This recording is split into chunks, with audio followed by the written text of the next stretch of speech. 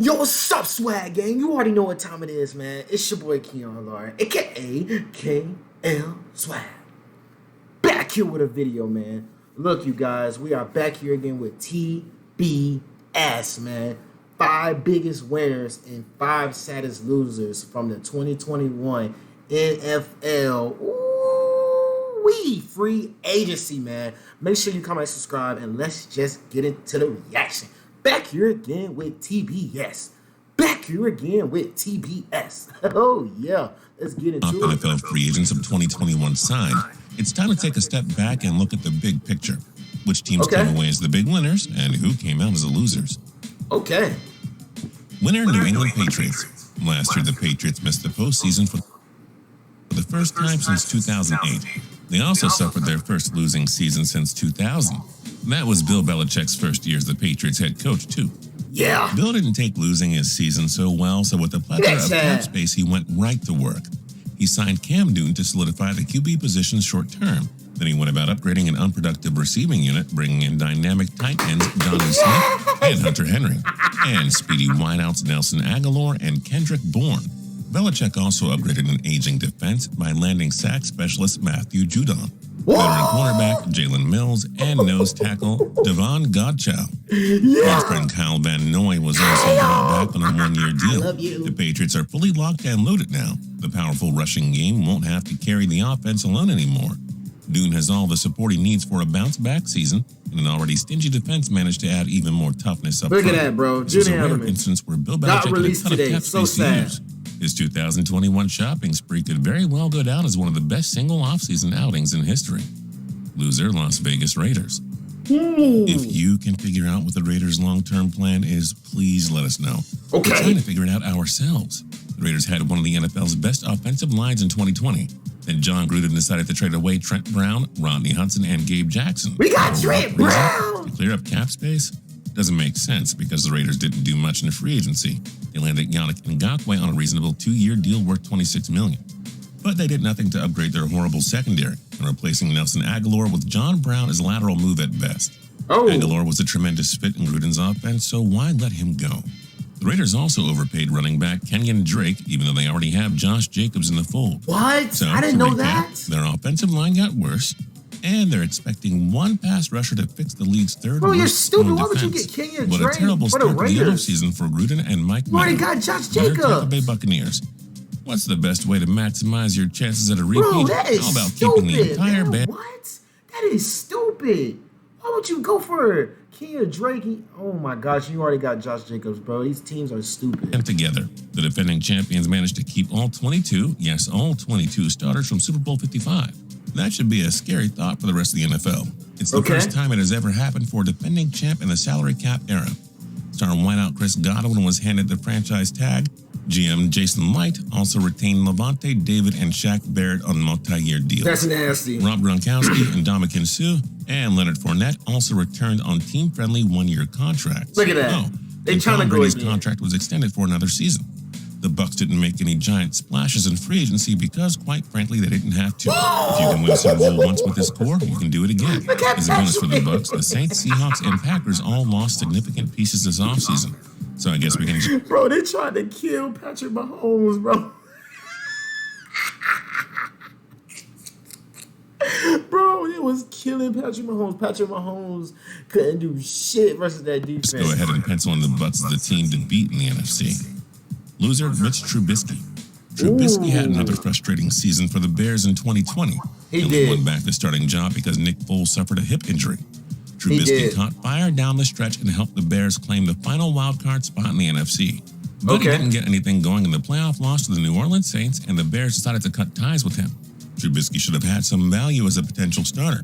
His numbers aren't downright awful. He helped the Bears reach the playoffs twice. He's only entering his age 27 season. Lots of other teams could have used him.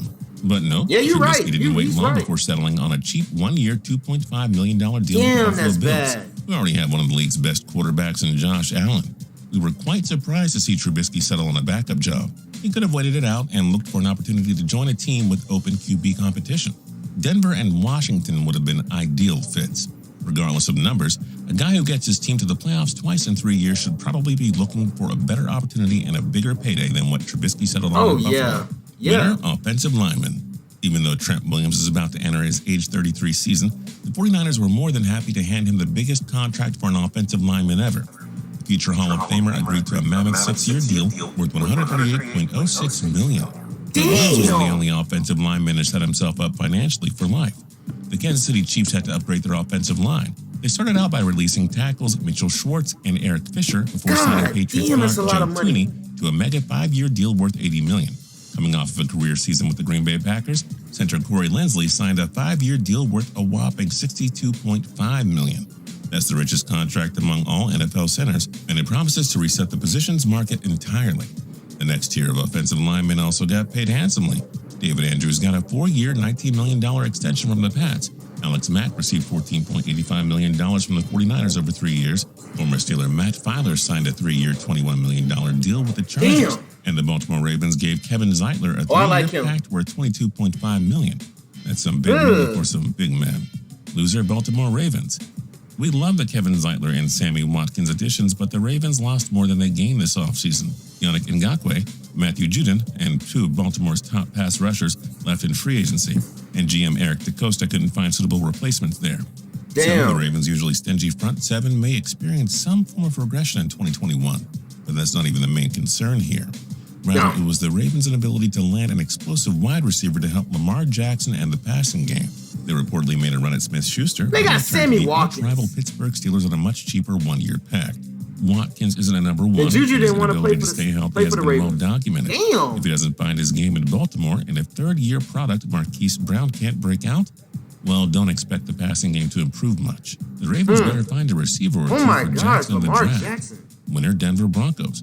After winning 7 games in 2019, the Broncos were expected to push for a playoff spot in 2020. But injuries to key players and a sluggish offense led to a last-place finish in the AFC West. John Elway relinquished his GM duties, and the team hired George Payton to clean up the 5 years and counting mess in Mile High City. The Broncos picked up Von Miller's option rather than let the franchise legend walk. Running back was wide ass open. That was a major. Well, that wasn't just Herbert. That was Phillip Rivers. Patton also re-signed Shelby Harris, Kareem Jackson, and rising star Justin Simmons. Another big win.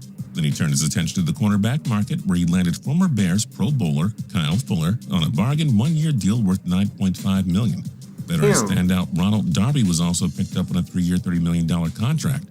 The Broncos now have the makings of a top 5 defense. Their underachieving secondary should be that much better with Darby and Fuller. Hopefully get to see the Von Miller-Bradley Chubb pass rushing duo work together. Yeah, it's got pop. All the pieces are there for the Broncos to make some noise in the AFC. They just need 3rd-year QB Drew Lock to make some strides now. But at this time, it's safe to say that Patton left a great first impression on Broncos Nation. Loser, running backs. Aaron Jones was going to be the best running back on the market until he re-signed with the Packers. But the market was still filled with capable RB1s, and yet none of these guys were paid like it. The biggest running back contract handed out was a 2-year, $11 million deal that Kenyon Drake signed with the Raiders. And again, this contract baffled us since he'll be a number 2 behind Josh Jacobs. Chris Carson is a 2-time 1,000-yard rusher with the Seahawks, ended up re-signing on a 2-year deal worth only $10.45 million. Super Bowl hero Leonard Fournette enjoyed a strong bounce-back campaign, and yet he settled on a 1-year extension with the Bucs that only carries a max value of $4 million. Philip Lindsay, a 2-time 1,000-yard rusher with the Broncos, took a 1-year offer from the Houston Texans for just $3.25 million.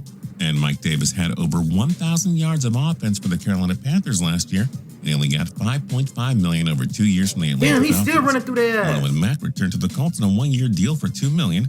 James White is back with the Pats on a 1-year deal for just over $2.46 million. They barely getting paid. No free agent running back received a contract that was more than 2 years in length, or more than $5.5 million annually. That is Winner, aging quarterbacks. If you're an aging quarterback, then this was probably a good free agency for you. The 2021 quarterback market wasn't as deep as last year's, but it didn't stop these guys from getting nice paydays and, more importantly, grade A opportunities. Despite a frustrating year with the Patriots, Cam Newton did enough to earn a second chance. The Pats gave him a 1-year deal worth $5.1 million plus incentives. Andy Dalton disappointed in his lone season with the Dallas Cowboys, but the QB-needy Bears were happy to give him a 1-year deal worth $10 million. Dalton can expect to be Chicago's Week 1 starter. With Allen Robinson, Darnell Mooney, and David Montgomery at his side, the pieces are there for Dalton to have a good year. Yeah, for real, he should. They got good. Or he didn't do. Bro, Andy Dalton should, but they got a bunch of good-ass receivers, bro. He should have a good-ass year. Much more in Dallas last year.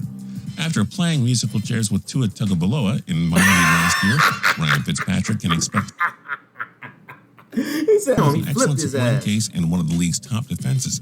And hey, if the Texans trade Deshaun Watson, free agent pickup Tyrod Taylor would very likely slot into the starting role in Houston. Indeed, 2021 was the perfect year for aging quarterback with starting potential to hit free agency. Loser, Seattle Seahawks. Sure, the Seahawks brought back Chris Carson and Carlos Dunlap, but how exactly did they go about fixing the relationship with Russell Wilson amid the ongoing trade rumors? We do like the Gabe Jackson and Gerald Everett pickups, but the O-line is still a mess, and Jackson alone isn't going to fix that. Seattle also had a horrible secondary in 2020, and it figures to get worse after losing Shaquille Griffin to the Jacksonville Jaguars in free agency. The pass rush and run defense needed work, but it stands to get worse after they lost Jaron Reed to the Kansas City Chiefs and failed to find a replacement. Meanwhile, all three of Seattle's NFC West Division rivals made significant moves to get better. Wilson will return to the same team with a bad O-line and a brutal defense. Yeah, they do got a bad O-line. 30-something points a game in order for Seattle to win. Other than that, the Seahawks offseason wasn't so bad. It wasn't? Fans in the Emerald City should just call it a win if Wilson isn't traded this offseason. What other winners and losers from 2021 NFL free agency should we have included on our list? Let us know your thoughts in the comment section down below. If you're new here, do you haven't subscribed yet? Damn, man. TVS went stupid, bro. I'm still on that, bro. He said musical chairs with Tua, bro. Anyways, man, make sure you comment and subscribe, bro. I will see you guys in the next video, man. I love you guys, and you guys stay swagged up. 2021, we are going to take over YouTube, man. Swag game. Let's get it.